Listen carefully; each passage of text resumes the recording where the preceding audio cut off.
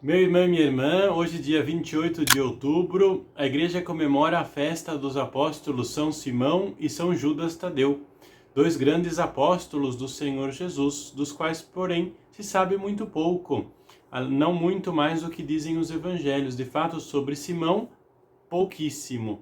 Sobre Judas, ainda um pouquinho mais. Judas é aquele que, durante uma das ceias, uma das jantas que está com Jesus, pergunta para Jesus: o Senhor não vai se revelar a todo o mundo? Não vai se manifestar publicamente?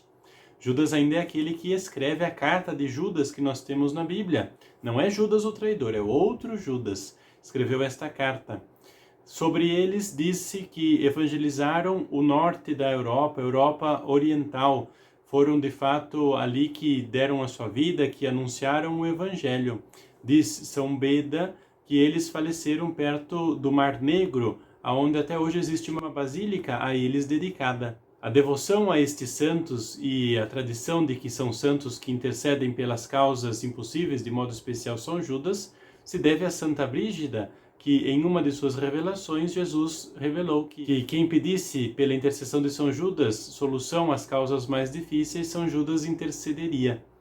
Que nós possamos então pedir a intercessão destes santos na nossa vida, santos apóstolos que conviveram com o Senhor Jesus. Vamos então escutar o que nos diz para nós neste dia a palavra de Deus, o Evangelho segundo Lucas. Naqueles dias, Jesus foi à montanha para rezar e passou a noite toda em oração a Deus. Ao amanhecer, chamou seus discípulos e escolheu 12 dentre eles, aos quais deu o nome de apóstolos: Simão, a quem impôs o nome de Pedro, e seu irmão André, Tiago e João, Filipe e Bartolomeu, Mateus e Tomé, Tiago, filho de Alfeu, e Simão, chamado Zelota, Judas, filho de Tiago, e Judas Iscariotes, aquele que se tornou traidor. Jesus desceu da montanha com eles e parou num lugar plano. Ali estavam muitos dos seus discípulos e grande multidão de gente de toda a Judéia e de Jerusalém, do litoral de Tiro e Sidônia. Vieram para ouvir Jesus e serem curados de suas doenças, e aqueles que estavam atormentados por espíritos maus também foram curados. A multidão toda procurava tocar em Jesus, porque uma força saía dele e curava a todos. Palavra da salvação, glória a vós, Senhor. Nós vemos Jesus, então, que chama estes que vão ser os seus colaboradores mais próximos, aqueles que, antes de irem para a missão, terão vivido com Jesus, visto de perto, tocado nas mesmas coisas que Jesus tocou. São 12, porque Jesus quer dar este novo significado ao povo de Israel. Primeiro eram as 12 tribos, agora são esses 12 homens que serão colunas do novo povo de Israel.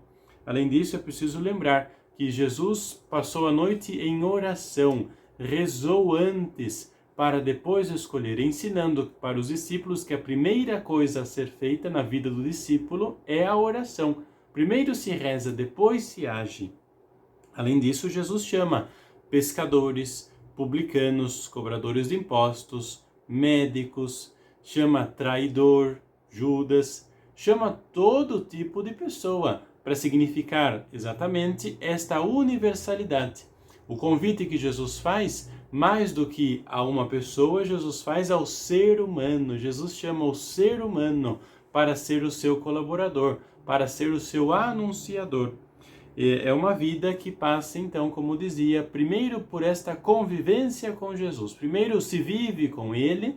Por isso é que nos primeiros anos da vida de Jesus, da vida pública de Jesus, nós vemos Jesus que age para depois os discípulos agirem. Porque primeiro se convive com Jesus, se vê, se escuta, se aprende com Jesus. O que então que nós podemos, desta liturgia, desta festa, aprender e aplicar na nossa vida? A primeira coisa é lembrar que Jesus é mestre de oração. Jesus é professor doutorado de oração. Nós também devemos, na nossa vida, praticar mais a oração.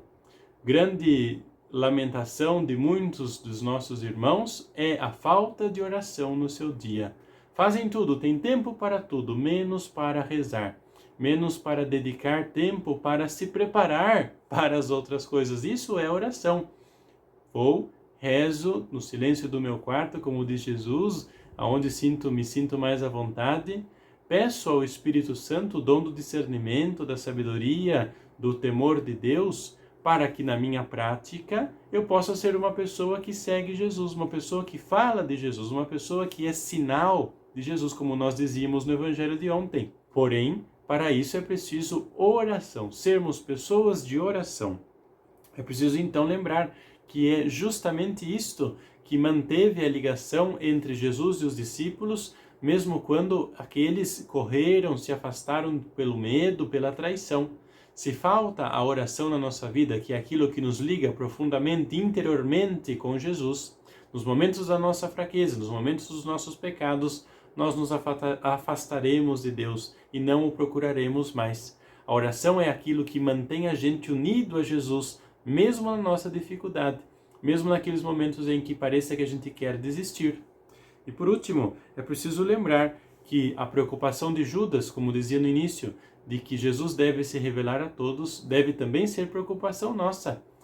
Senhor, por que é que ainda não te revelastes a todos? Será que é porque eu ainda não dei testemunho do teu nome a todos?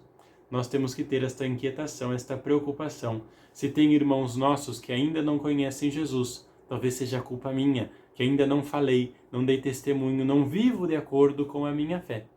Que o exemplo de São Simão e São Judas, então, nos ajudem a não termos medo de falarmos do nome de Jesus.